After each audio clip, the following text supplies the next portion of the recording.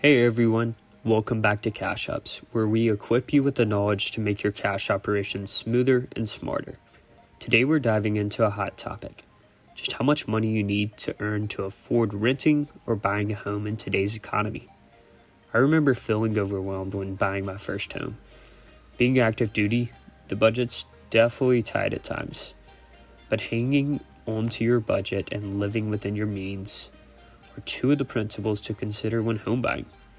Remember, Rome was not built within a day, and if you're watching this video, you're probably not going to buy $1 million mansion for your first home, and that's okay. But whether it's your first time renting or you're planning to buy a dream home, understanding these financial thresholds is crucial. So let's unravel the numbers in these guidelines together. So you're wanting to be a future homeowner or a renter. And if you've ever found yourself mesmerized by the homes in your dream neighborhood and wondered, can I afford a place like that? You're in the right spot. So today we're going to explore the various income levels needed for these different housing scenarios by factoring in current mortgage rates and the evolving market conditions. I'm going to share insights from my extensive background in real estate and finance and give you firsthand advice on what to expect financially. So let's jump right in and start with some basics. So looking at the housing expenses, we're going to first consider the rent versus buy scenario. So understanding the cost associated with housing is vital. There's definitely significant distinctions between the financial dynamics of renting and buying. While renting offers a fixed monthly expense, buying a home introduces several new variables that can drastically affect your budget. So let's consider this. Renting means the price you pay monthly is the maximum you'll spend on housing, but buying, that introduces the mortgage, which is really just the beginning. A mortgage typically mixes the principal and interest spread over 15 to 30 years. If you secure a fixed rate mortgage, your monthly payment remains constant, mirroring the predictability of rent payments. However, there are extra homeownership costs to consider.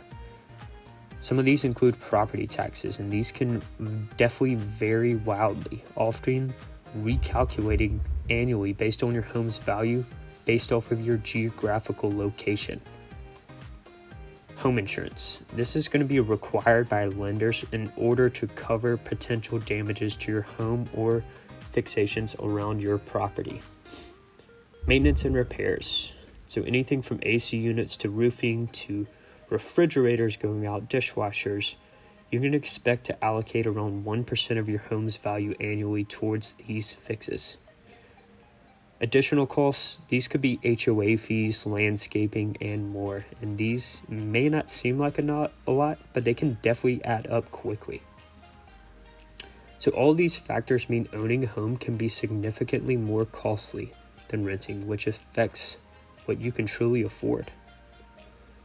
So taking a look at what you need to rent, generally it's recommended that you shouldn't exceed 30% of your gross monthly income.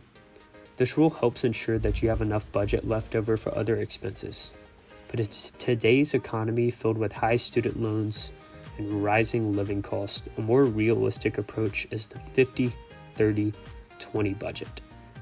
So this is going to be 50% of your budget allocated on necessities, which includes our rent payment monthly, 30% on your wants. So these are things that you should enjoy doing, whether it's going out to dinner once a week or having a couple drinks with friends.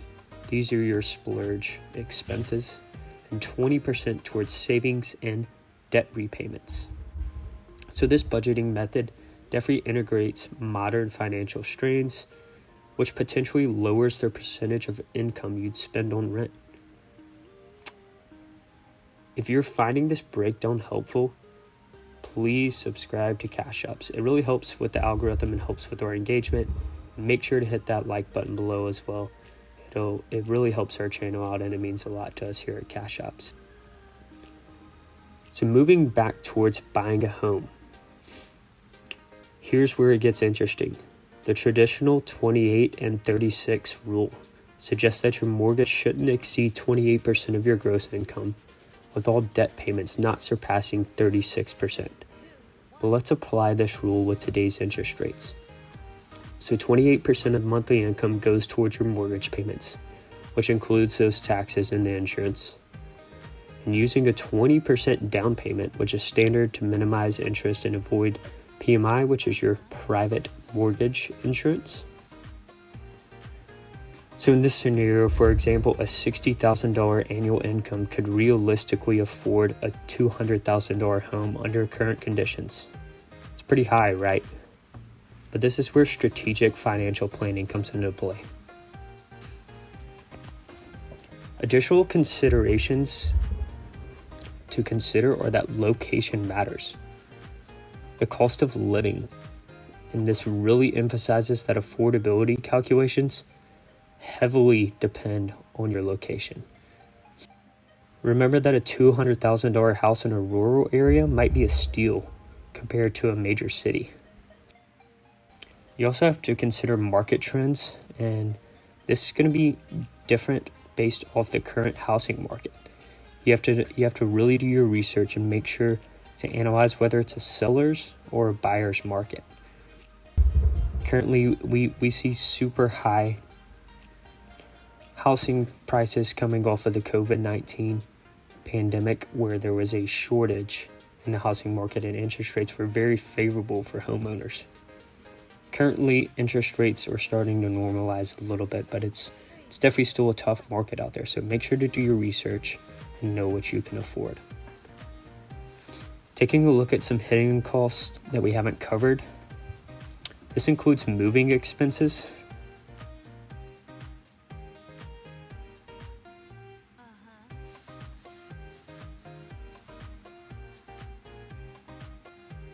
Have to factor in for both renting and buying. There are costs of moving where you currently are into your new home or location. And this could additionally include potential security deposits for rentals. Utilities, it's definitely important to research the average utility cost in your desired area, because this is going to affect you on a monthly basis as well. And then, as we mentioned, those unexpected repairs for homeowners. It's definitely important to have that emergency fund built up, as we've mentioned in previous videos, for those unexpected repairs. So taking a look beyond the numbers, you have to consider your lifestyle. Buying a home is a long-term commitment. This is where you really need to understand yourself and determine your lifestyle preferences. Do you crave stability, or do you enjoy the flexibility of renting? Moving forward, taking a look at pre-approval, you should try to get pre-approved for a mortgage before house hunting. This will just clarify that what your budget actually is, and it'll make you a competitive buyer. So taking a look at our financial goals, it's important to remember that you have to align your housing cost with your overall financial goals. This just goes back to that same principle of living within your means. Consider this with saving for retirement and future education expenses. Life is going to continue to move on, and you have to stay within your means in order to buy that new house or move into that new apartment. So strategies for affordability. We're going to take a look at the 30 and 33 rule for a conservative approach. So as we mentioned, that 28-36, this is a little spin off of that. So we want to make sure to spend no more than 30% of your gross income on the mortgage. So have 30% of the home's value in liquid assets for down payments and emergencies. And do not buy a home costing more than 3 times your annual income. This is as we mentioned, conservative approach that'll keep you financially free. Essentially, these guidelines just help ensure that you don't overextend financially, and it'll keep your home ownership within reach without risking financial distress. Strategies on closing the deal. So it's important to negotiate whether you're renting or buying. So one of the keys to negotiation is the BATNA approach. So this is the best alternative to a negotiated agreement.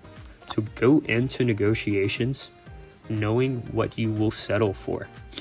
So don't let whoever you're negotiating with run the discussion and run the negotiation. You need to be in control and already have a plan of what you're willing to settle for and what number you will close on. So keep that in mind as you're negotiating. Especially when you're home buying, I recommend consulting a realtor or a financial advisor to help with your financial planning.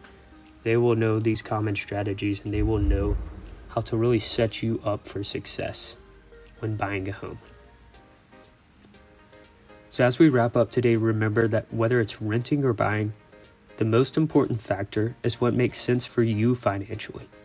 Don't rush into buying a home just because it seems like the next logical step in your life. Sometimes renting may be more advantageous, especially in highly volatile markets or if you anticipate moving within a few years. Thank you for your time today, and make sure to take a look at our links in the bio. We actually have a mortgage calculator, and there's an article by the New York Times about buying versus renting, so you can do some additional research to find what works best for you. If you enjoyed this video or found it helpful, please just give us a like and don't forget to subscribe to Cash Apps for more content. Make sure to comment down below if you enjoyed this video and if you want to see more content like this one. And remember, stay informed, make smart choices, and we'll see you in the next video. Thanks everyone.